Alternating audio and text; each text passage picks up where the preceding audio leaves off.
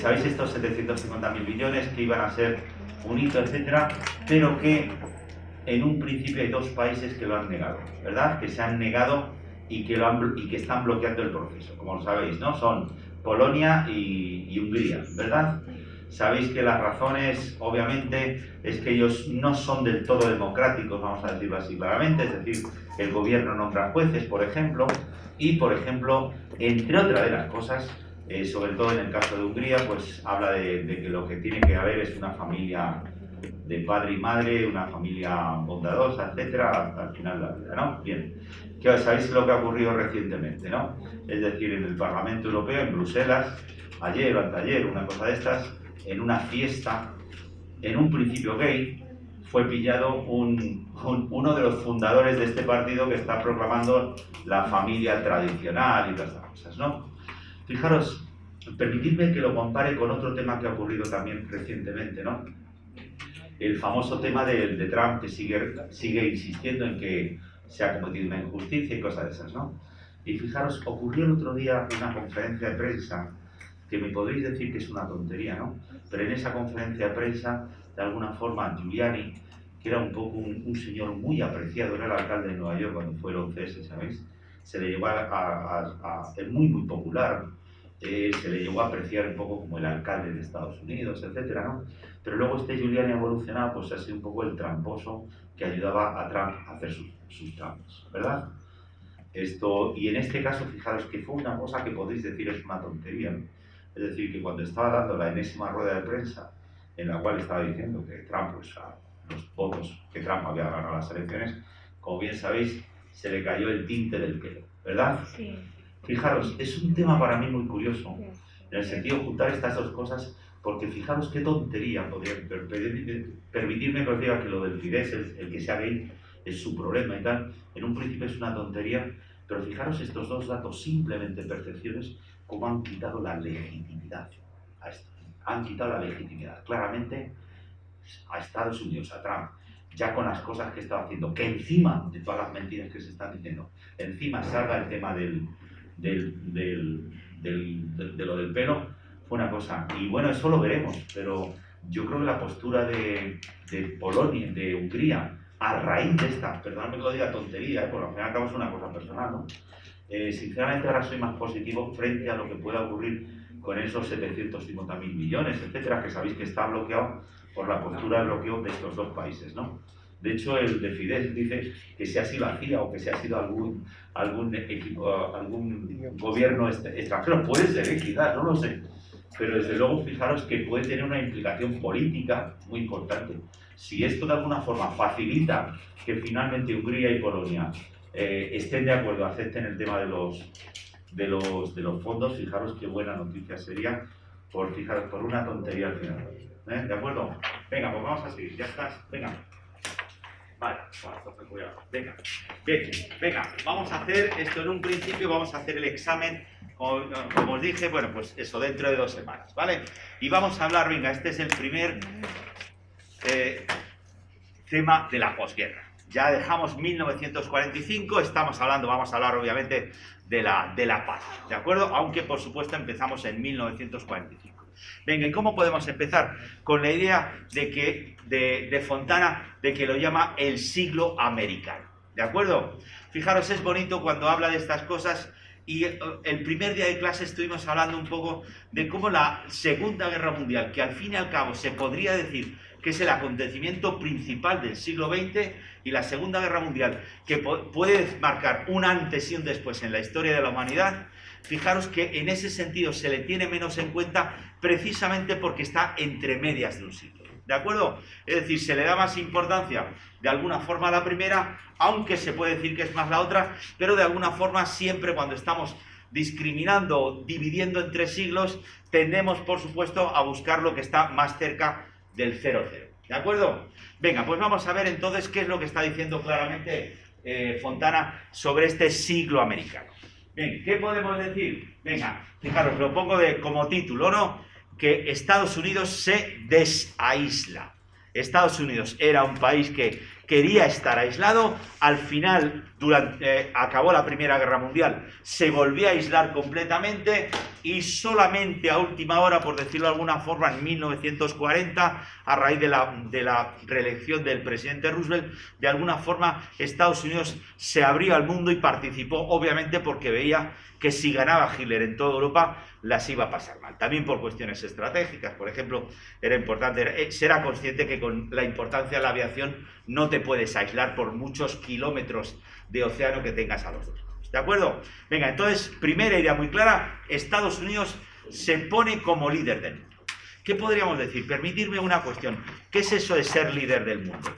Con unas características, perdonadme. La primera, vamos a decir una característica estratégica que comparte con la Unión Soviética. ¿A qué me estoy refiriendo? Que los dos países sufrieron los llamados los shocks del 41. Es decir, son dos países que en el año 41 sufrieron un ataque inesperado. ¿De acuerdo? ¿Qué va a significar para la posguerra? Que estratégicamente, cuando estamos hablando de que estos países se están preparando, cuando estamos hablando militarmente, se van a preparar tanto Rusia o tanto la Unión Soviética como Estados Unidos, se van a preparar precisamente con esta idea de evitar un ataque sorpresa, ¿verdad?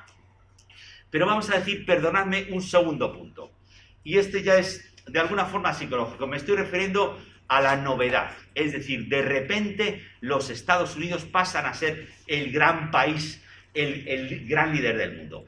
¿Qué bagaje tienen? Permitidme, muy poquito, es decir, esa básicamente era una potencia económica y podemos decir frente a otros países, ¿cómo empezaron a ejercer el liderazgo?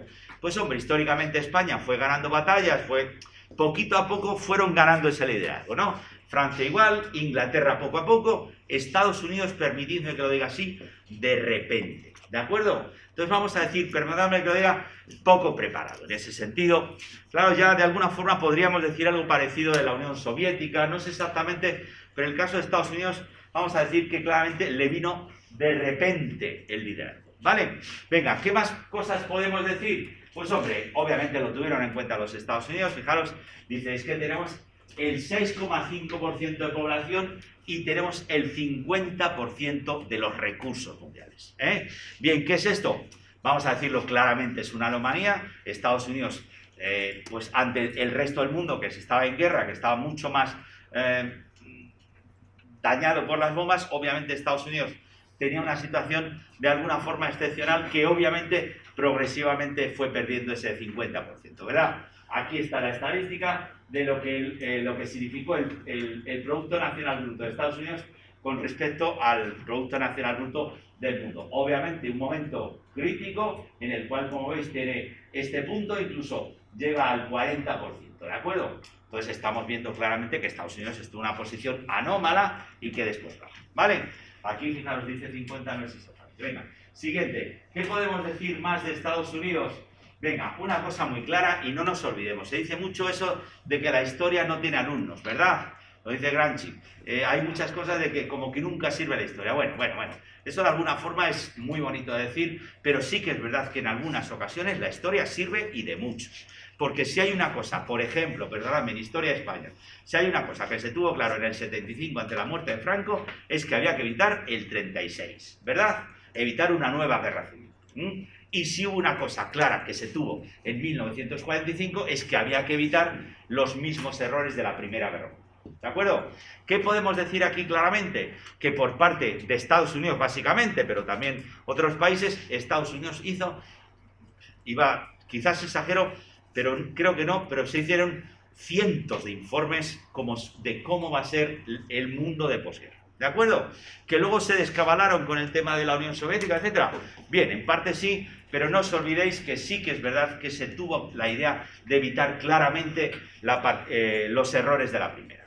Dentro de esos errores, vamos a ver aquí algunos, pues unas características. Pero venga, vamos a seguir. Otra de las características de ese Estados Unidos, por un lado podemos decir claramente esa inexperiencia como líder, pero luego también por parte de Estados Unidos esa idea que lleva siempre a lo largo de la historia de hacer las cosas diferente, ¿verdad? Es decir, como lo han hecho los imperios, como lo han hecho en Europa, tienen una metodología diferente. ¿Cuál es, por ejemplo, aquí lo más claro? Pues hombre, lo que dice obviamente lo que veis aquí, el imperio informal. Es decir, no vais a volver a encontrar presidentes americanos o señores americanos dirigiendo a países, sino que de alguna forma lo que vamos a ver es ese imperio informal. Es decir, se les va a influir a los gobernadores, pero el gobernador, al menos el de aparente, siempre va a ser un señor de ese país, ¿eh?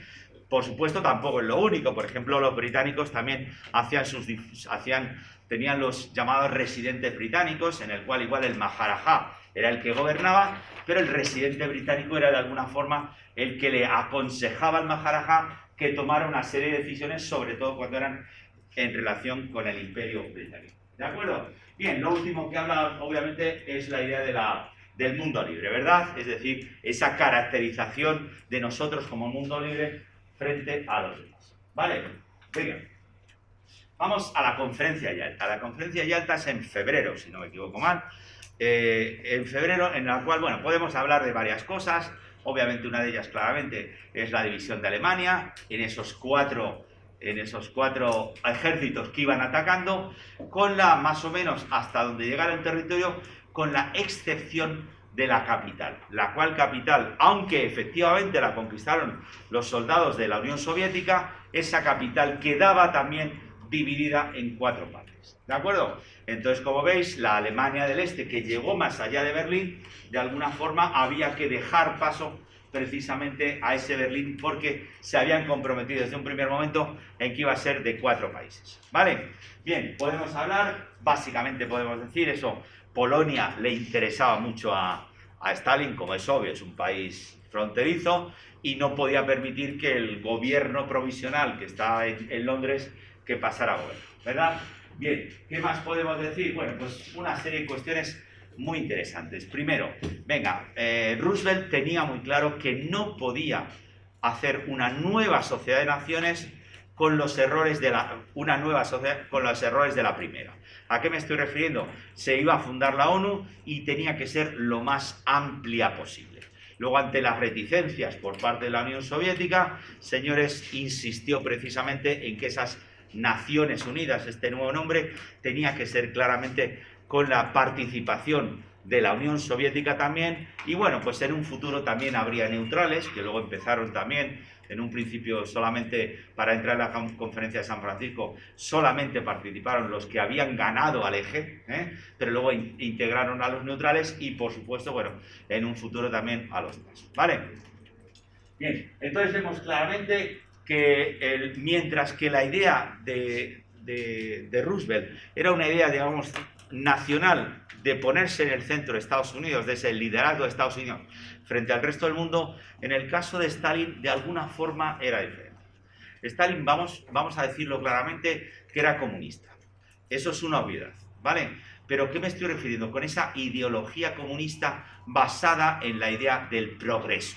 ¿A qué me estoy refiriendo el progreso? Una idea muy eurocéntrica, es decir, sabéis que en los países asiáticos lo que suele haber de alguna forma es la idea de los ciclos. En el caso de Asia, en el caso de Europa, hay esa idea del progreso, de la humanidad irá progresando progresivamente. ¿Qué significa? Que nosotros éramos más pobres y con el paso del tiempo iremos mejorando la humanidad. ¿Qué es lo que veían los comunistas en ese momento? Que fuera quien fuera, hubiera el gobierno que hubiera, en el tiempo que tardara, la humanidad iría progresando, vamos a decirlo así, ad infinitum, y dentro de ese progreso, obviamente, veían que se llegaría al socialismo y finalmente al comunismo. Entonces vamos a decir claramente que, aunque la práctica de Stalin claramente en la Comintern era que la Comintern apoyara la existencia de la Unión Soviética, obviamente, una vez que ya esa Unión Soviética ha sobrevivido después de esos sufrimientos, etcétera, su idea clara frente al mundo no era tan rusa como tal, sino más bien era, se puede decir, comunista en ese sentido del progreso universal. Ya os digo que en ese sentido es un concepto de la Ilustración muy diferente al que suele tener al de los ejemplos, ¿vale?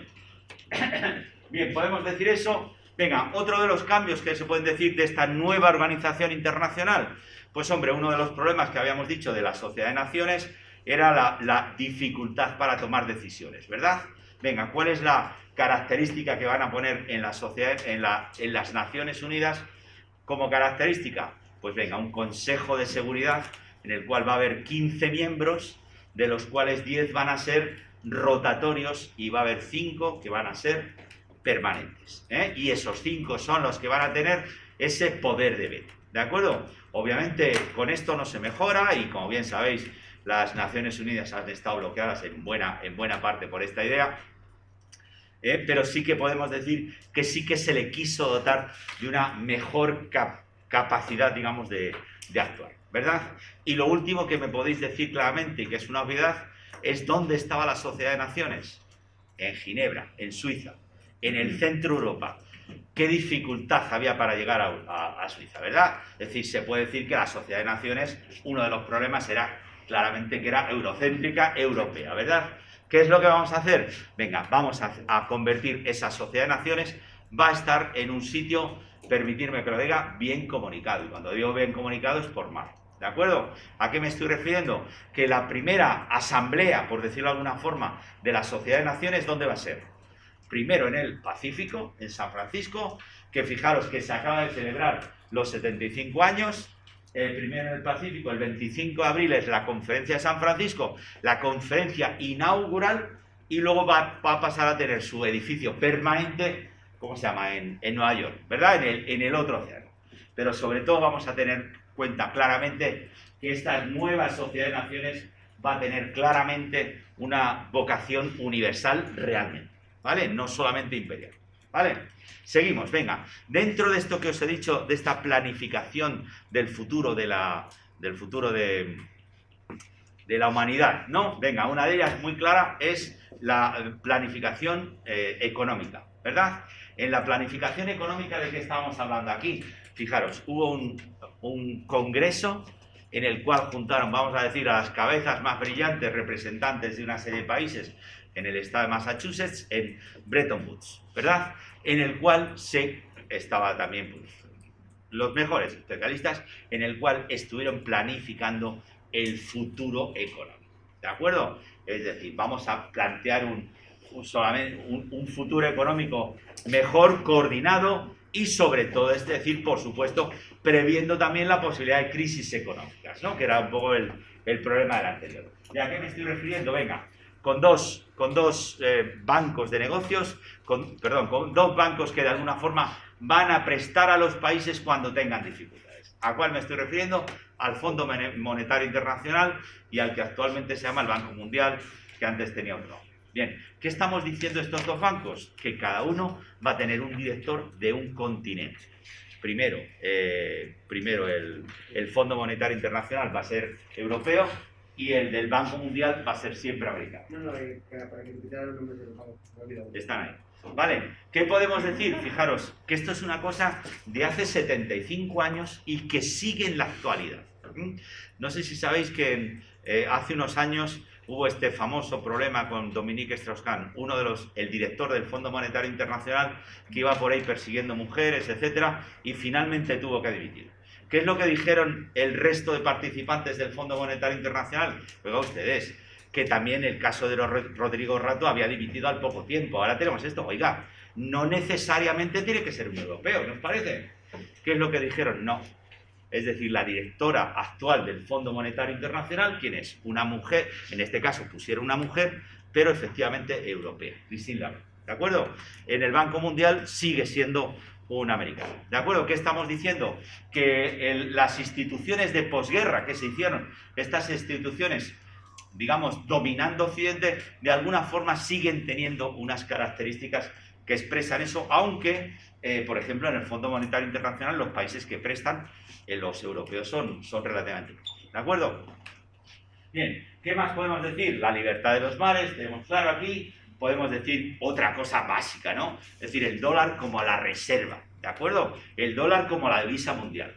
¿Qué podemos decir claramente? Eso lo sabemos, es decir, Estados Unidos no se va a quedar endeudado porque puede emitir moneda sin que le vaya a provocar inflación, porque de alguna forma es medio de uso en otros países, y aquí sí que se puede decir que hay un pequeño cambio, porque efectivamente ahora también el euro se está convirtiendo como en una de las monedas que también, junto con el dólar, también es utilizada no solamente en Europa, sino en el resto del mundo, ¿verdad? Bien, ¿podemos hablar de esto? Bien, el libre cambio. Vale, vamos a seguir, venga, posa. Potsdam, perdóname, la fecha me parece que es julio del 45. ¿A qué me estoy refiriendo? Potsdam ya es cuando se ha acabado la guerra mundial en Europa, el E-Day, ¿no? El día que fue derrotada Alemania, pero queda todavía la parte asiática, ¿verdad? ¿Qué podríamos decir aquí de qué vamos a hacer? Venga, por un lado, una cuestión muy clara, la desfascistización, ¿de acuerdo? ¿A qué nos estamos refiriendo aquí claramente? Pues hombre, que hay que castigar a los alemanes, ¿verdad? Y hay que castigar a los japoneses cuando caigan del todo, ¿verdad? Es decir, vamos a poner una serie de culpables en ese sentido, ¿eh? Por lo menos vamos a hacer eso, ¿verdad? Se merece. Venga, otra cuestión, la bomba atómica. Fijaros, lo primero que habría aquí que preguntar, es decir, ¿la bomba atómica fue conveniente? Permitidme que lo diga así. Sí. ¿Por qué? Porque terminó la guerra y pudieron haber muerto más personas. No sé si fue Toyo quien lo dijo, que era mejor que murieran 50.000 que 1.000.000.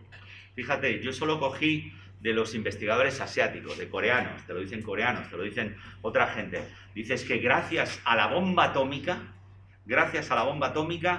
murió una serie de gente, pero los soldados japoneses dejaron sus armamentos y no lucharon por la defensa del imperio. ¿Os dais cuenta? Es decir, en lugar de luchar hasta la muerte, que era lo que habría pasado, como ocurrió en Okinawa y en otros sitios, los soldados japoneses entregaron las armas. Dime, perdona, tenías una pregunta.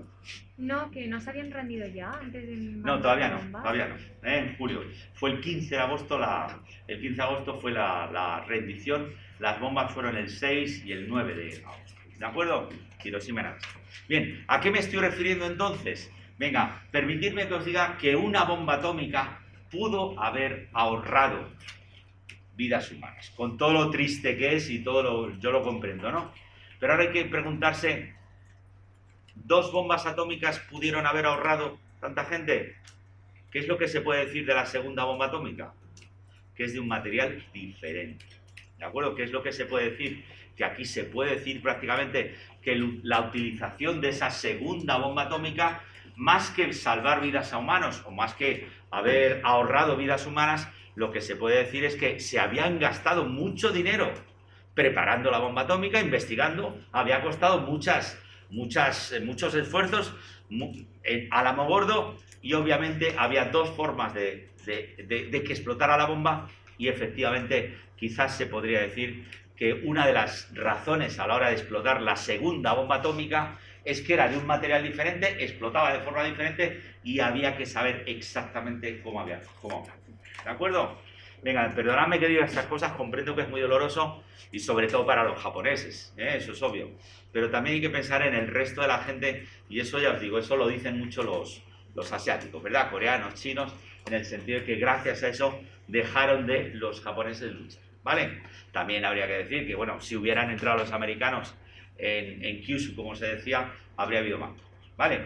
Pero fijaros, me interesa otra cosa, venga, ¿para qué me puede interesar Estados Unidos la bomba atómica en la reunión de Potsdam? ¿Para qué le puede interesar? Venga, ¿cuál es el objetivo? ¿Los japoneses que iban a morir o los que no iban a morir? No era demostrar que ya podían ser líderes. ¿Veis? Fijaros lo que están diciendo claramente. Señores, si yo les demuestro a los demás que tengo una bomba totalmente diferente a las que había hasta ahora, señores, puedo decir claramente que vosotros me vais a obedecer las cosas que digo. Es decir, la preocupación clara por parte del presidente Truman, que ya había cambiado, la preocupación clara del presidente Truman era cómo utilizar el anuncio de la bomba ante Stalin y a Lee, cómo anunciarles a ellos para tener un impacto lo mayor posible y obviamente conseguir beneficios. ¿De acuerdo? Es decir, preocupaciones humanitarias, olvidémonos en estos momentos, sino estaban ya obviamente pensando en la posguerra y el papel que iba a tener cada país, ¿no? Entonces, por supuesto, las comunicaciones que tuvieron en esos momentos, por ejemplo, es que hay algunas divertidas, porque claro, en esos momentos se estaba probando la bomba atómica, entonces le comunicaban al presidente Truman el impacto que había tenido la bomba. Entonces utilizaban de las cosas de su pueblo. Dice, llega desde el granero suyo al del tío no sé cuántos. Entonces, claro, gracias a eso, él sabía exactamente hasta dónde llegaba la bomba atómica, ¿no? Pero ya os digo, lo principal aquí era ¿qué impacto puede tener hacia Stalin el hecho de este gran adelanto tecnológico que tenemos? ¿Vale? Bien, esto es lo que podemos decir, y también hay que decir claramente que Stalin tenía una posición de relativa superioridad porque los otros dos se habían cambiado, ya no estaba Roosevelt, estaba Truman, ya no estaba Churchill, estaba Lee, ¿de acuerdo? O sea que en ese sentido, obviamente, Stalin tenía una cierta mayor poder, ¿de acuerdo? Venga, vamos al último punto, venga. Os he dicho aquí claramente esa desfascistización. ¿De qué estamos hablando claramente aquí? De los tribunales, ¿verdad? Vamos a castigar a los culpables de la guerra. ¿Vale? Estamos todos de acuerdo, ¿verdad? Hay que castigar a los culpables y, por supuesto, no solamente Hitler, etcétera, ¿no? Venga, ¿a quién les vamos a castigar? Venga, vamos a ver cómo se puede hacer. Fijaros, ¿habían incumplido las leyes del régimen Hitler o toda esta serie de generales y toda esta gente que estaba detenida? No habían incumplido las leyes que tenían que cumplir, ¿vale? ¿Qué es lo que podemos hacer entonces? Fijaros, se crea una nueva figura jurídica que es la de crímenes contra la humanidad. ¿Qué es lo que significa eso? Obviamente hay que castigar a esta gente, ¿no? Hay que buscarles, obviamente no se pueden ir de rositas. Pero ¿cuál es el problema? Que se está creando una figura jurídica nueva y a esta gente se le está culpabilizando por cosas ocurridas anteriormente a la creación de esta figura jurídica. ¿De acuerdo? Es como, por ejemplo, ahora, pues mira, la velocidad va a bajar a 30 por hora, ¿verdad? Pero hasta que no baje, si una persona va a 60 por hora con su coche, no le puedes poner una multa, no le puedes castigar hasta que no haya la ley, ¿verdad? ¿Qué es lo que ocurre? Pues algo parecido. Entonces, fijaros, es una de las complicaciones de intentar, obviamente, una cosa que hay que hacer obvia, que es castigar a esta gente, pero fijaros los problemas de alguna forma de todo tipo que se pueden surgir. ¿Vale? Venga, y precisamente hablando del castigo, vamos con otra cosa que se habla mucho también en el caso de los japoneses y los alemanes, lo que se llama la culpa de la guerra. Es decir, se dice mucho, hay un libro de Jan Buruma, muy bonito, que de alguna forma dice que los alemanes están más arrepentidos que los japoneses por las cosas que hicieron durante la guerra. ¿Vale? Es un tema del que se habla mucho. Y, bueno, pues hubo, por supuesto, también otro tribunal en Tokio, ¿eh? Pero fijaros, a mí me interesa que veáis esto. Dime. Te iba a preguntar, tú que sabrás más, pero que yo sepa, por ejemplo, de los nazis que experimentaron en los campos de concentración, no se salvó ni Dios, pero del escuadrón 734 se salvó todo el mundo. Sí, él está hablando de los campos de concentración, ¿eh? En el caso de Estados Unidos, Mengele estuvo probando sobre seres humanos inventos que se inventaba ahí y moría la gente, etcétera, y a Mengele efectivamente se le castigó, pero luego en Japón está la unidad 731 que también estuvieron haciendo experimentos sobre seres humanos y que no se les castigó, sino que esos experimentos, los resultados, se pasaron a utilizar, ¿eh? Muchas gracias por decirlo. Eso es uno de los temas. Permíteme que me vaya un poco a la idea principal. Me estoy refiriendo a la pena por parte de los japoneses y la pena que sienten los alemanes. Permitidme que os lo intente explicar por medio de estas dos fotografías. ¿De acuerdo? Venga, ¿qué veis en estas dos fotografías? Fijaros, vemos aquí, en este caso, son dos mujeres, las dos disparando, ¿verdad? Una con una metralleta y esta chica solamente con un fusil, ¿verdad? Bien, esta mujer, ¿quién es? Esto aquí aparece en alemán, ¿y qué es lo que dice? La brutalización y degeneración son las características que alimenta el bolchevismo. Esta mujer en un principio es una mujer rusa, ¿verdad? Lo que estamos viendo es una de las francotiradoras de los batallones bolcheviques de mujeres que nuestros soldados están encontrando repetidamente en los búnkeres. ¿De acuerdo? Bien, ¿qué me está diciendo aquí? Que esta mujer es una enemiga y, por supuesto, cuando la han encontrado, la han matado, ¿verdad? Es lo que podemos sacar de alguna forma de conclusión de esta foto. ¿Cuál es la otra? Esta chica. Esta chica está haciendo lo mismo, pero ¿cuál es la diferencia? De que esta mujer es japonesa. Es japonesa. ¿De acuerdo? Vale, esto es propaganda de guerra, ¿no? Fijaros, en este sentido hay una diferencia clara entre Asia y Occidente, que en el sentido, en el Asia, cuando se está hablando de una guerra, sobre todo salen representados los propios. Los propios ensalzando de alguna forma las labores la bondad que se está haciendo al enfrentarse en guerra. ¿De acuerdo? Pero normalmente cuando es en Occidente, lo que sí hay mucho exposición es al enemigo, ¿no? Es decir, sobre todo se enfoca en la maldad del enemigo. Mientras que en Asia, cuando se analiza una guerra, se dice sobre todo la bondad de los objetivos. Vale, bien. ¿Qué podemos decir? Vale, eso es la propaganda de guerra, ¿no? Venga, acaba la guerra. ¿Y qué es lo que vamos a pensar nosotros alemanes en ese momento? Fijaros, para mí hay una diferencia clara. Tienes la imagen de esta mujer. ¿Tú te crees? Esta mujer que era una mujer tranquila, rusa, estaba viviendo, de repente llegaron los alemanes, ya se tuvo que poner con una metralleta a matar. Y por supuesto la mataron. Es decir, permitidme que os diga, hay la imagen del que ha sufrido de la expansión nazi. ¿Os parece? ¿Os dais cuenta? Mientras que en el caso de la otra japonesa, yo he estado ensalzando la bondad de sus intenciones, pero hay menos exposición, hay menos interés en ver al enemigo. ¿Os dais cuenta? Entonces, claro, eso cuando llega la paz, eso influye en ese famoso sentimiento. Que luego, por supuesto, hay muchas otras cosas. Por ejemplo, lo que dice él, o sea, es decir, estas cosas que se hicieron. Pero básicamente podemos decir que ese sentimiento de culpa es menor en los japoneses porque han identificado menos a esas personas que les dañaron. Sobre todo han hablado de la bondad de su espíritu, por decirlo de alguna forma, ¿vale? Frente a los occidentales que han tenido una imagen clara de las personas a las que les atacan. ¿De acuerdo? ¿Vale? Venga, vamos a seguir. Venga, y ya aquí ya vamos a Japón, ¿vale? Venga, vamos a intentar explicar estas imágenes. Venga, la primera. ¿Qué veis aquí? Bueno, lo voy a poner para que se vea mejor. ¿Qué veis aquí en esta pantalla? Venga, la primera, este señor. ¿Qué veis aquí? Un hombre y un mono, ¿verdad? Muy bien. Venga, ¿quién es cada uno? Son los rusos, ¿no? Bueno, ¿sabéis lo que es Lederneck? Es una revista que se sigue editando, es la revista de los marines. Es la revista de los marines, ¿vale?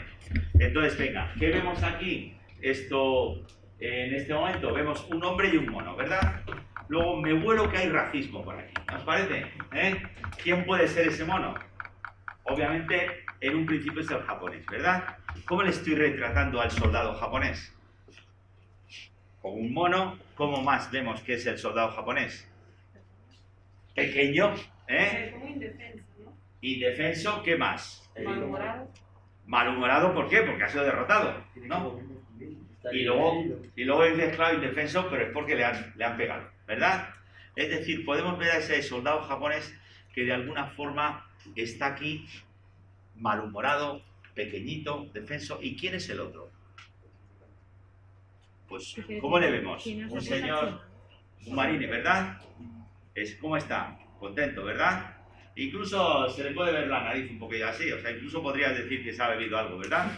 Es contento de la alegría de haber derrotado a los japoneses, ¿verdad? Se lleva el mono como recuerdo. ¿Veis? Para mí la idea de esto es que expresa de alguna forma las nuevas relaciones que van a tener los japoneses y los americanos. Estamos hablando de que este americano ahora sí que son amigos. Cuando ese monito, esto es claramente racismo, cuando ese monito ha aceptado esa posición. ¿De acuerdo? Fijaros que una de las mayores sorpresas, una de las cosas más únicas de la paz en Japón es cómo los japoneses pasaron paz, ¿verdad? Es decir, que frente a los alemanes que de alguna forma se rendían, pero seguían manteniendo de alguna forma esas ideas, etcétera, los japoneses comprendieron claramente que era un error total lo que habían hecho. Y cuando digo comprendieron claramente, tened en cuenta una cosa. Frente al alemán medio, por ejemplo, que se puede decir que sufrió de la guerra más o menos como 2 años, cuando les estaban bombardeando, pero que el alemán medio de alguna forma se benefició también de la guerra. Lo que hemos dicho de los judíos, una serie de cuestiones. Tened en cuenta que los soldados podían mandar cosas a las casas y podían, de alguna forma, las casas que cogían cosas, las podían mandar a su familia. Aquí, de hecho, había una profesora que decía que tenía envidia de su hermana mayor, porque a su hermana mayor, su padre, que había sido soldado con los nazis, les había comprado, la había traído de una casa que habían robado, le había comprado una muñeca, o le había traído una muñeca de un sitio, ¿eh? Entonces su hermana mayor tenía una muñeca y ella no tenía muñeca, porque su padre no había entrado en más sitios, ¿de acuerdo? Es decir, los alemanes se beneficiaron, igual que con los judíos, etcétera, pero no os olvidéis, los japoneses no se beneficiaron por la guerra. Los japoneses tuvieron todas las celebraciones de batallas que quisieron, pero no con comida, no viviendo bien, ¿vale? Entonces, ¿qué es lo que podemos decir? Frente a un alemán que sufrió dos meses, en 2 años, el japonés sufrió desde 1938 las privaciones para ganar la guerra, ¿vale? Bien, entonces, esto es lo que me puede decir también para entender esta otra fotografía. Fijaros, ¿de qué estamos hablando aquí? ¿Qué veis aquí? Una liberación. Una liberación, ¿verdad? Un señor. ¿Por qué lo hablas de liberación exactamente? Sobre todo porque tiene las cadenas cortadas, es decir, ya no está maniatado, y por el símbolo que aparece en la tijera puedo suponer que la tijera serían como los japoneses, ¿no? Los americanos, ¿verdad? Este señor, fíjate, a este mono le han puesto el sombrero, el gorro del ejército americano, ¿eh? Es decir, fijaros, permitidme que lo diga, qué ironía que sienta yo como el liberador al señor que me ha tirado tantas bombas. ¿Os dais cuenta? Es decir, el mismo soldado, el mismo ejército americano que les está tirando las bombas, le veo como liberador, repito, por esa idea de todo ese sufrimiento durante tantos años en el cual solamente han podido celebrar victorias pero no comer. Es decir, los japoneses estaban hartísimos de la guerra y de no poder salir, de una serie de cuestiones, de tener en su casa que no podían ni siquiera tener la luz directa porque entonces los aviones les podían descubrir, tenían que tener unas mantas, etc. Bueno, estaban oprimidos de alguna forma, ¿eh? ¿Vale? Entonces vemos aquí claramente que este japonés se siente liberado. Si veis aquí pone Minsu, ¿verdad? El pueblo japonés. El pueblo japonés se siente liberado por estas tijeras, por el ejército americano que le ha liberado de la opresión, ¿vale? Esto es lo que podemos entender como el sentimiento, la percepción de los japoneses sobre el final de la guerra. ¿Y quiénes son los culpables?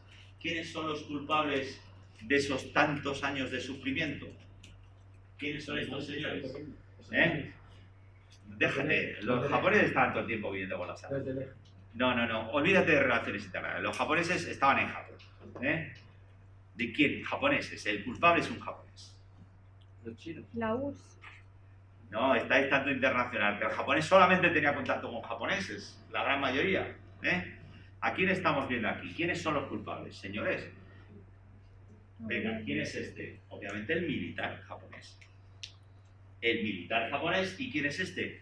El rico, el capitalista, llámalo como quieras. Es decir, el rico japonés y el militar japonés son los causantes de estas desgracias. ¿De acuerdo? Esa es la idea que os quiero expresar. Es decir, básicamente echaron la culpa.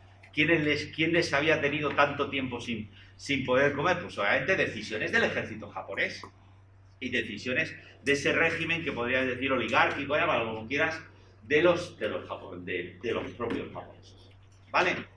Venga, entonces fijaros, os voy a intentar convencer de la nueva constitución japonesa. Venga, votad que sí a la nueva constitución japonesa. Venga, ¿a qué me estoy refiriendo?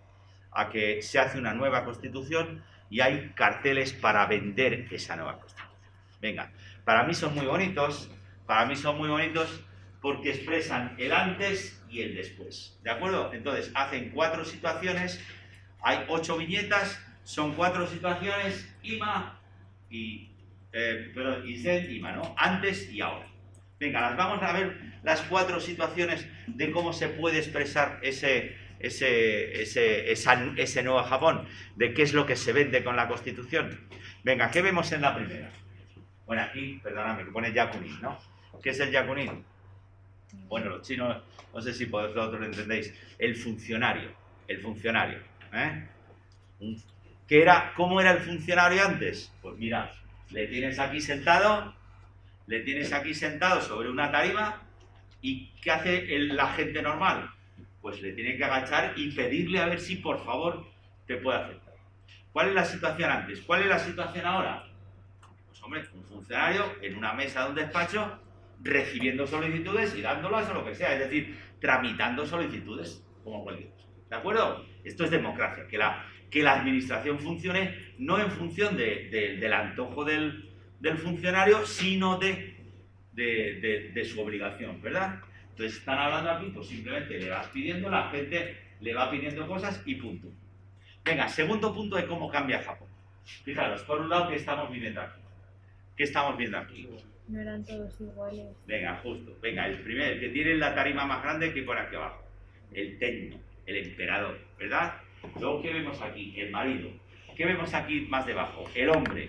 ¿Qué vemos aquí más debajo? La mujer, ¿verdad? ¿Qué es lo que estamos planteando del nuevo Japón? Pues mira, una constitución que se lleva todas las tarimas y en la cual tanto hombre como mujer, como ministro, como emperador, tiene un tratamiento igual. ¿De acuerdo? ¿Vale? Entonces, es lo que estamos diciendo de cómo es la nueva constitución democrática, ¿verdad? Seguimos. Fijaros, otra de las cosas. Venga, ¿qué veis aquí? ¿Le reconocéis a estos señores que hemos visto antes uno? Militares, ¿verdad? ¿Qué es lo que está diciendo? Dice, este es el Consejo de Ministros. ¿Cómo era el Consejo de Ministros? Que los ministros están aquí y el militar decía lo que había que hacer. Y punto. Y pare usted de contar. Los militares, la marina y el ejército eran los que decidían. ¿Verdad? ¿Cómo va a ser el nuevo Japón? ¿O cómo es el nuevo Japón? Pues hombre, este puesto que está arriba le ponemos unas flores, ¿verdad? Y debajo, ¿quién está? Pues el Consejo de Ministros debatiendo. Cuidado, no os olvidéis, ya sin ningún militar. ¿De acuerdo? Los militares fuera. ¿Vale? Seguimos. Y ya el último punto que podemos decir aquí, venga, antes se habló de la mujer, pero ahora hablo de el dominio de la casa, ¿verdad? ¿Cómo era antes la IE? En la IE, pues ¿de qué estábamos hablando? De que el marido, no estoy hablando exactamente del hombre, del marido, era el que manejaba todo, ¿verdad? El que se quedaba con la herencia, por supuesto, el que tenía todas las relaciones, el que la mujer, por supuesto, le tenía que pedir permiso para. Bien, ¿cómo cambiamos a este nuevo Japón? Pues obviamente en el cual marido y mujer son iguales en relaciones y en derechos. ¿De acuerdo? Es decir, estamos hablando de un nuevo Japón, estamos hablando que se está vendiendo un nuevo Japón, que cuidado, una cosa es lo que se venda y luego cuesta hacerlo, cuidado, pero dime.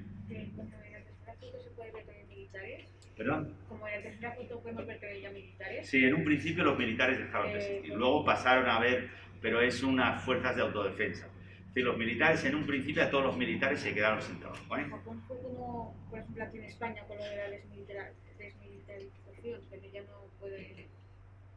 Mira, a los japoneses les quedó claro a partir de la guerra que ya hasta entonces habían admirado a los militares, sentían que eran los que llevaban la patria, etcétera, ¿no?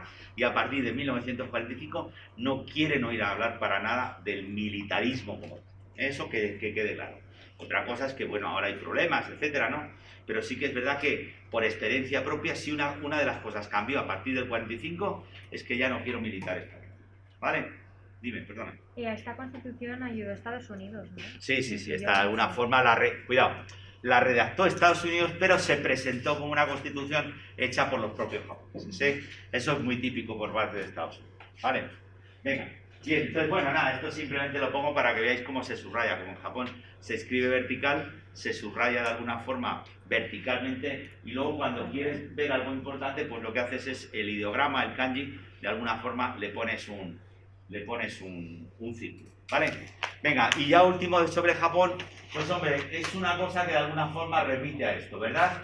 Esto es una cosa que hemos visto de esta revista de los marines. ¿Cómo se traduce políticamente? Vamos a decir claramente que con esta imagen, ¿verdad? ¿Qué estamos viendo aquí? Pues una silla que de alguna forma es el Tratado de Seguridad de 1953 entre Japón y Estados Unidos, el Tratado de Seguridad Global, que ¿quién lo está diseñando? Básicamente, aquí pone América, es decir, Estados Unidos es el que está diseñando básicamente esa seguridad en el mundo y por medio de Japón también, en Asia, etcétera, y Japón lo que tiene aquí es este gobernante que de alguna forma es el que está haciendo, por decirlo de alguna forma, la cosa propia, es decir, su complementariedad tiene un espacio propio en el cual está actuando. Y por cierto, este japonés, ¿cómo se llama? El japonés que es el arquitecto de la posguerra. Se llama Yoshida. ¿Cómo se escribe? Shigeru Yoshida. ¿De acuerdo? Con J. Con Y. Y es el arquitecto de la posguerra. El arquitecto de la O sea, el que diseñó todos los edificios de Japón. No, sí, el de la posguerra. ¿Cómo iba a ser la relación con Estados Unidos? ¿Vale? Ah, vale, vale. Venga, vamos a ver, venga, volvemos otra vez a Europa y vamos a ver qué podemos decir de cómo es una evolución general de Europa. Vamos a decir que en Europa en general se puede hablar claramente de esa destrucción, hay destrucción y esperanza, ¿no? Es decir, venga, bueno, hay mucho sufrimiento, por supuesto, la gente que estaban desplazados, es decir, sobre todo los alemanes que estaban viviendo o que se habían desplazado en otros países, sufrieron bastante, ¿verdad? Hubo muchas, ya lo pone aquí, holocaustos locales, ¿eh? Mucha gente que se mató por venganza, por un montón de cosas, ¿de acuerdo? Es decir, expulsados, desplazados, bien, hubo de todo. Característica general también, popularidad de todos los partidos comunistas en estos países, ¿verdad? Es decir, es normal, después de que haya sido provocado había sido provocado obviamente por los nazis, y el país que más había sufrido aquí claramente y que más ayudó a la caída del nazismo, obviamente fueron los soviéticos, ¿verdad? Los rusos. Bien, popularidad de los partidos comunistas, podemos hablar también como idea de general, ese es gobiernos de concentración en el cual al acabar la guerra vamos a tratar de unirnos todos, y fijaros con una idea clara, por supuesto muchas, pero para mí hay una que me parece especialmente significativa, que es la reforma agraria, ¿verdad? Es decir, si queremos que un país de alguna forma se pacifique, tenemos que hacer que los ingresos más o menos sean estables, tenemos que impedir los latifundios y tenemos que hacer una reforma agraria para que haya una base de propietarios que tengan más o menos unos ingresos asegurados, ¿de acuerdo? Esto es muy general. En Japón también hubo una reforma agraria, etcétera, y esto es una de las cosas populares que en general se pusieron a hacer de todo, ¿vale? Bien, luego sí hay casos concretos, por ejemplo en Grecia, sabéis que antes de acabar la guerra, Inglaterra lo que hizo fue mandar un ejército, porque ahí dominaban las guerrillas comunistas, y Inglaterra mandó un ejército para que no dominaran, ¿vale? Bien, entonces ahí de alguna forma se mantuvo la guerra civil durante años, ¿vale? Pero fijaros, os digo esto de los primeros años. ¿Cómo quedan estos países? ¿Cómo queda Europa? ¿Cómo podemos decir que queda Europa en estos momentos? Me queda un poco dividida, ¿no? Sigue ese aspecto de lo que fue la división de la Segunda Guerra Mundial, y se destaca sobre todo el caso de España, de que con Franco al poder se quedó muy aislada de lo que fueron los grandes pactos de Europa Centro y un poco más arriba, y fue un poco estancamiento de España en ese sentido. Mira, me permitís que hable un momentito de España, aunque no entre en el libro, pero creo que también lo podéis tener. Venga, 1945 es lo más normal que pienses que Franco va a caer, ¿verdad? Por supuesto a España no le admiten en las Naciones Unidas, porque sabéis que se declaró, etcétera, ¿no? Era un régimen implantado por los nazis, ¿no? Por el eje, más bien. Bien, ¿qué opciones había en España en el año 1945?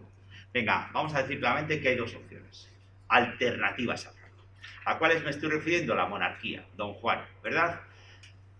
Me parece que fue el 19 de marzo de 1945, Don Juan emite el Manifiesto de Lausana. ¿Qué está diciendo claramente Don Juan? Señores, en España va a haber una monarquía, vamos a decirlo, más o menos democrática.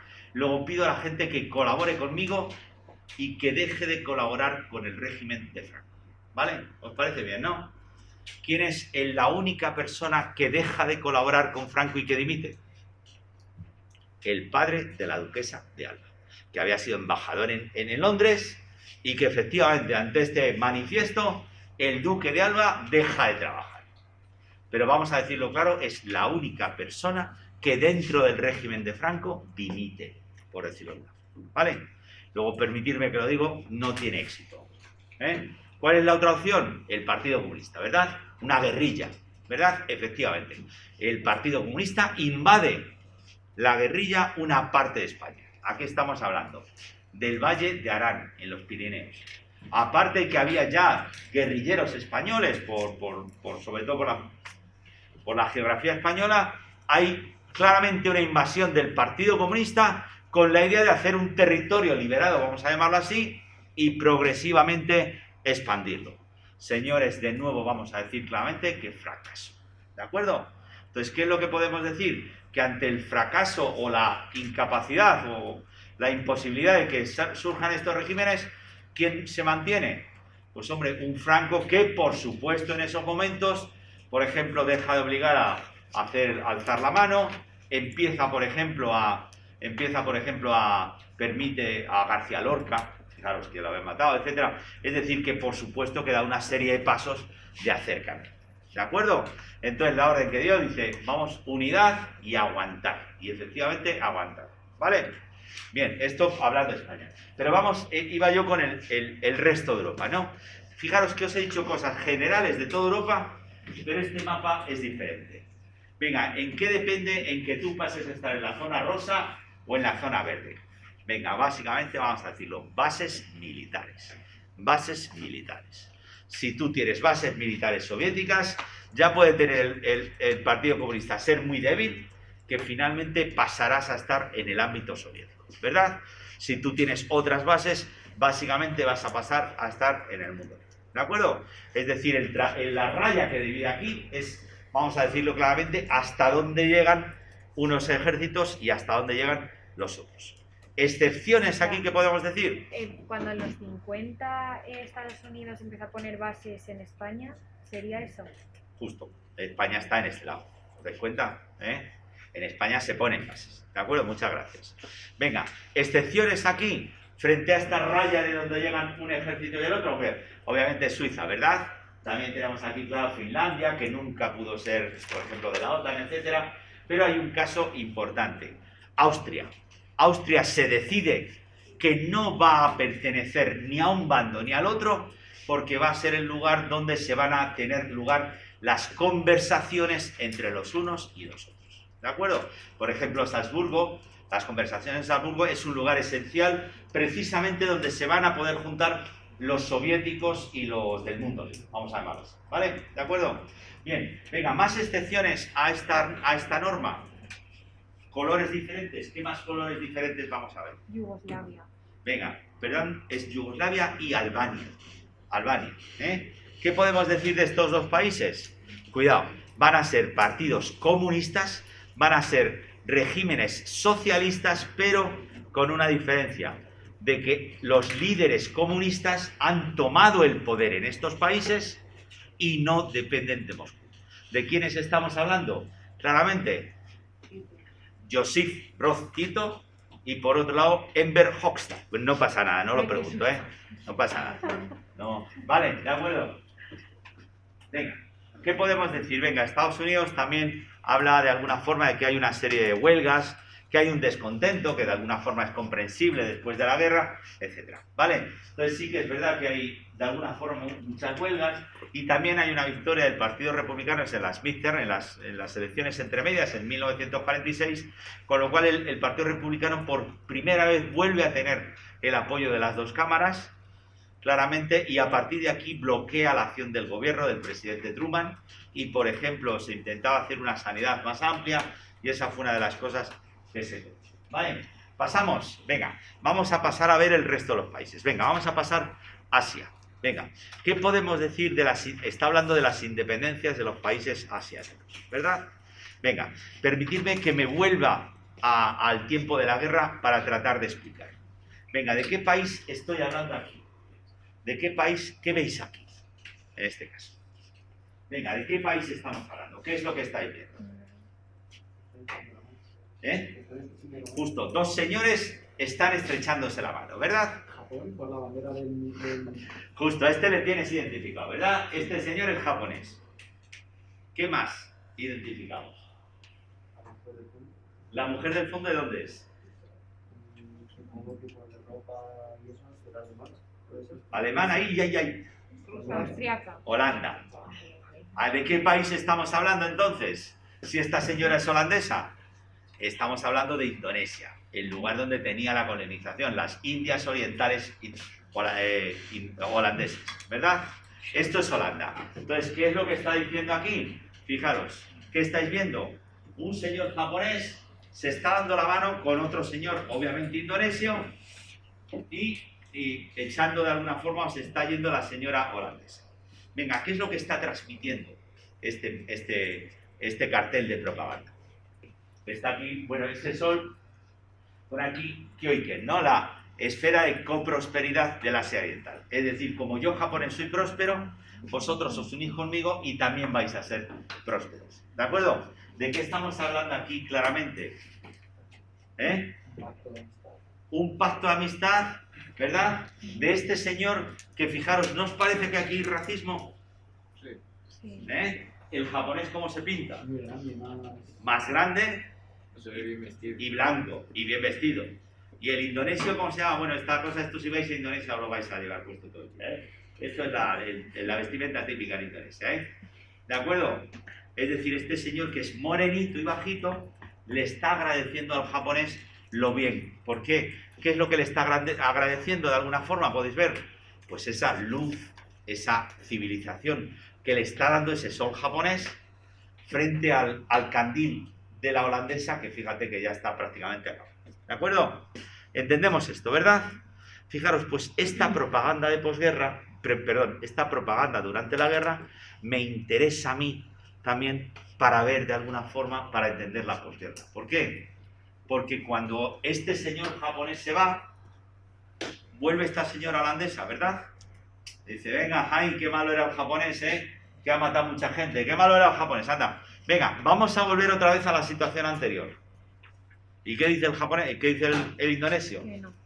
Señor, yo lo siento, pero fíjense, el 15 de agosto de 1945 Japón se rindió y yo declaré la independencia el 17 de agosto.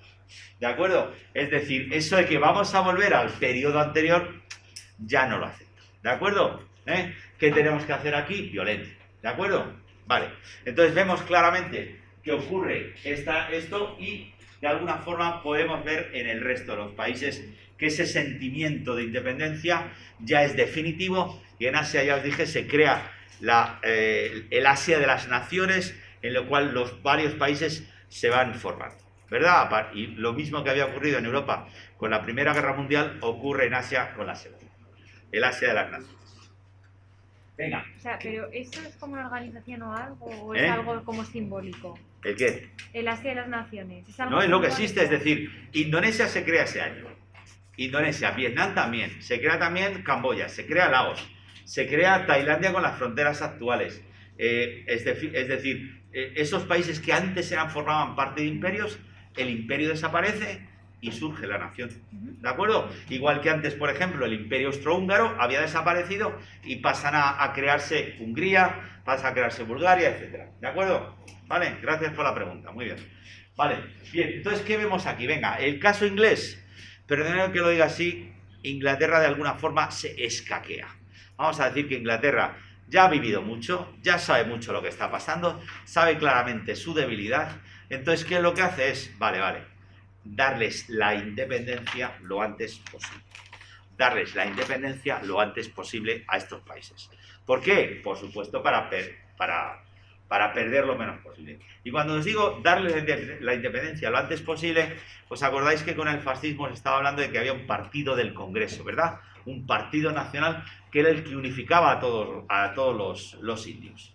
¿Con qué idea clara? De que nosotros, independientemente de nuestra casta, independientemente de nuestra religión, independientemente de otras ideas, todos nosotros formamos parte de una India en la cual queremos una independencia. ¿Qué es lo que va a ocurrir en el caso de la India? Que Inglaterra lo que está haciendo, como todos os estáis en oposición a Inglaterra, ¿qué es lo que puede hacer Inglaterra para mantenerse mejor?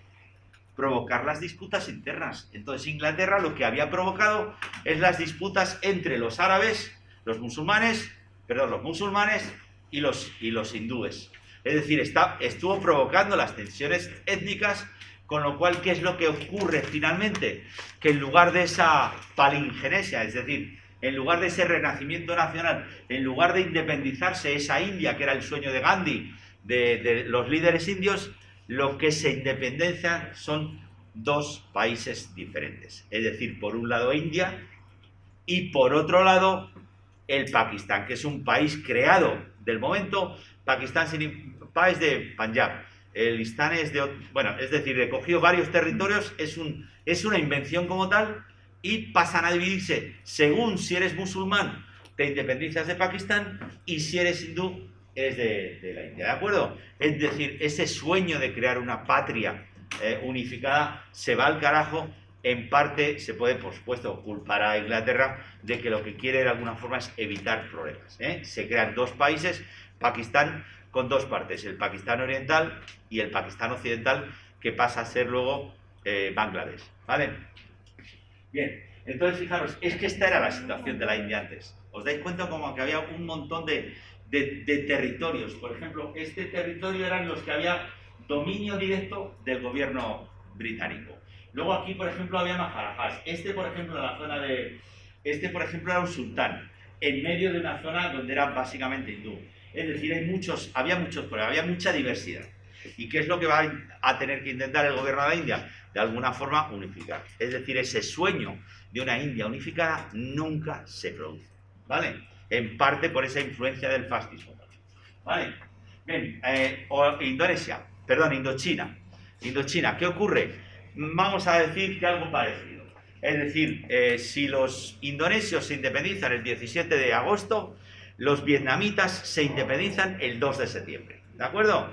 Ocurre también un proceso en el cual, ¿qué es lo que pasa? Que el líder Ho Chi Minh, el líder del Partido Comunista Indochino, de alguna forma, primero empieza a ser moderado, y lo que intentan los franceses en un primer momento es tratar de dividir a los indochinos.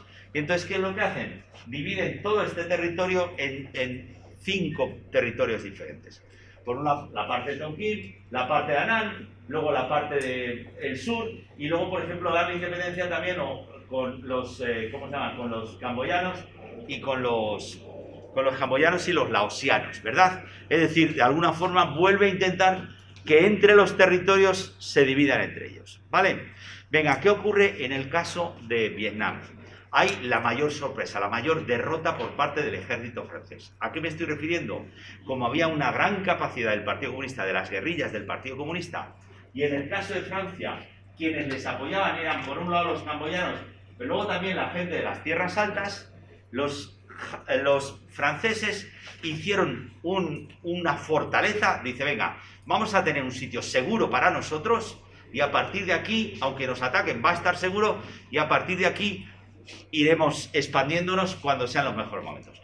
¿Dónde escogieron ese lugar seguro? Básicamente en las montañas, donde el Partido Comunista no tenía fuerza. Bueno, de hecho es que si vais, yo me acuerdo, quise haber ido a Dien Bien Phu, se llama el lugar, quise haber ido, pero resulta que desde aquí la excursión para ir a Dien Bien Phu eran 4 días, porque era el lugar más remoto. ¿Qué es lo que pasó? Que los vietnamitas dijeron, vale, ¿que quieres luchar ahí? Vale. Pues es decir, aunque era un territorio muy alto, los franceses habían utilizado aviación, los vietnamitas lo que hicieron fue subir armamento con burras, a mano, como fuera. Y fueron los propios vietnamitas los que atacaron a los franceses y los que les derrotaron en Dien Bien Phu. Con lo cual, ¿qué ocurre? Que es el Dien Bien Phu, 1953. Con V. ¿Eh? Con V, bien. Bien Phu. Bien, ¿eso qué significa? Está en el libro. ¿Eso qué significa claramente? Que si a los franceses les han derrotado en el sitio escogido por ellos, ya dicen, señores, me voy definitivamente de este sitio. ¿Vale? ¿De acuerdo? Y en el caso de China, lo que se puede decir también, si tenemos tiempo, ¿verdad? En el caso de China, lo que podemos decir claramente aquí es que vuelve a haber una guerra civil. ¿Por qué digo que vuelve a haber una guerra civil?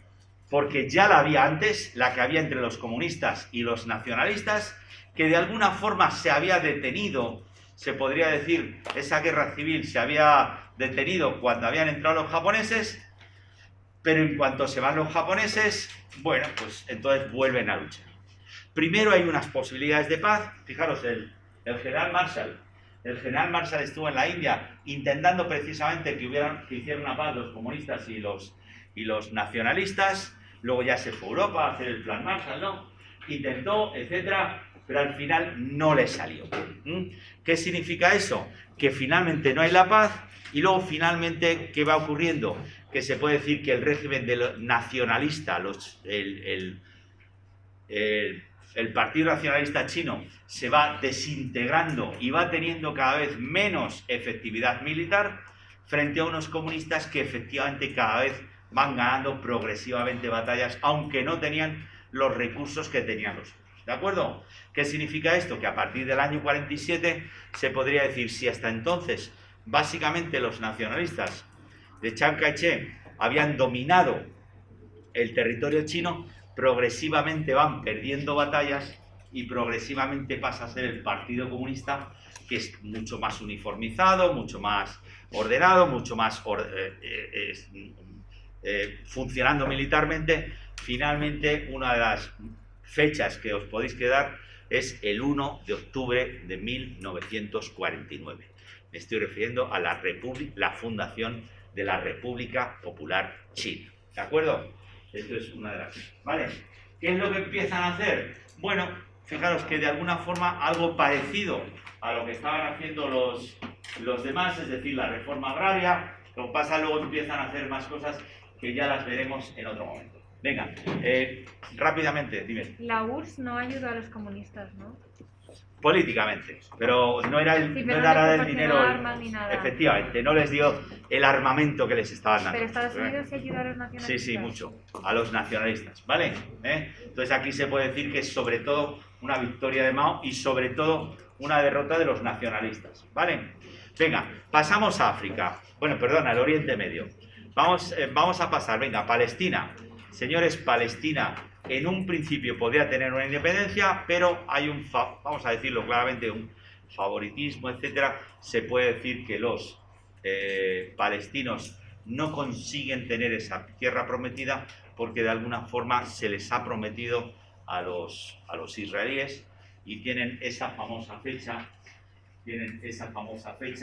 de Al-Nakba, el desastre, es decir, el día que en un principio se declara la independencia, los israelíes son capaces de ganar a los desorganizados o desordenados de los árabes. Entonces aquí se puede decir que es el comienzo del Estado de Israel. ¿De acuerdo?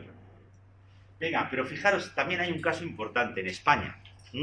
Fijaros, ¿qué podemos decir claramente? Fijaros en el caso de España, si hay un territorio donde se puede decir esas famosas frases, donde hay mucha sangre de español vertida en territorio, es en Marruecos, ¿verdad? Es decir, lo que costó a los españoles, la de vidas de españoles que costó en Marruecos conquistar territorio de estos sitios, ¿verdad? Eso, la historia de España de 1910, 1920, está repleta de derrotas, de todas las cosas que habían ocurrido en Marruecos. ¿Qué ocurre? 1956, Marruecos declara la independencia y en España no pasa nada. Es decir, ¿por qué? El general Franco es el que decide. Y todas las cosas que se podría decir de que España ha quedado mancillada, todas las cosas que se podrían decir de la pérdida del orgullo nacional y todas estas cosas que se suelen decir en estos casos, no ocurre nada. ¿De acuerdo? Entonces, ¿qué es lo que podemos decir? Que esas pérdidas del orgullo nacional y todas estas cosas pueden ser, pero de alguna forma unas veces se proclaman y otras veces se olvidan, ¿verdad? Vale, entonces vemos aquí, luego también, entonces en el caso de Marruecos se puede decir que es una independencia relativamente pacífica, donde sí que es muy violenta es en el caso de Argelia. ¿Por qué? Porque Argelia había sido la colonia de población de África, es decir, la colonia de población de Francia. Los franceses que emigraban, que buscaban un sitio donde salir, básicamente iban a Argelia. Es decir, eran los que se llamaban pieds noirs, los pies negros, que de alguna forma también había muchos de Alicante, porque era la zona de la que salía el barco, había un barco directo desde Argelia hasta Alicante. Aquí, de hecho, esta foto que veis aquí, dice los pies negros de Alicante, también dicen sí, ¿de acuerdo? Bien, entonces aquí sí que se puede decir que efectivamente aquí hubo una guerra importante y murió mucha gente por el caso. Vale, bien, y con esto, en el caso de África, lo que podemos decir también es que la situación continúa, pero hay cambios pequeños. ¿Cuál es uno de los cambios principales? Todos esos soldados que han sido utilizados para luchar en los frentes europeos han sido utilizados, se les han dado todas las promesas que han querido y luego al acabar la guerra se les vuelve. ¿De acuerdo? ¿Qué significa aquí? Empieza a haber un sentimiento de que me han engañado. Fijaros, una idea que de alguna forma tiene un contexto importante. ¿Qué va a significar, digamos, toda esa gente que ha estado luchando en Europa, digamos, por la victoria de la caída del fascismo que luego les han olvidado? Pues obviamente un sentimiento de traición. ¿Y eso qué va a decir? Claramente que hay cada vez más huelgas, hay cada vez más solicitudes de salarios más altos, y otra cosa que podemos ver claramente, es decir, si hay que pagar mejores salarios a los trabajadores africanos, significa que el beneficio económico que saca el colonialismo de esos trabajos va a disminuir. ¿De acuerdo? Y con esto hemos acabado. Ya está.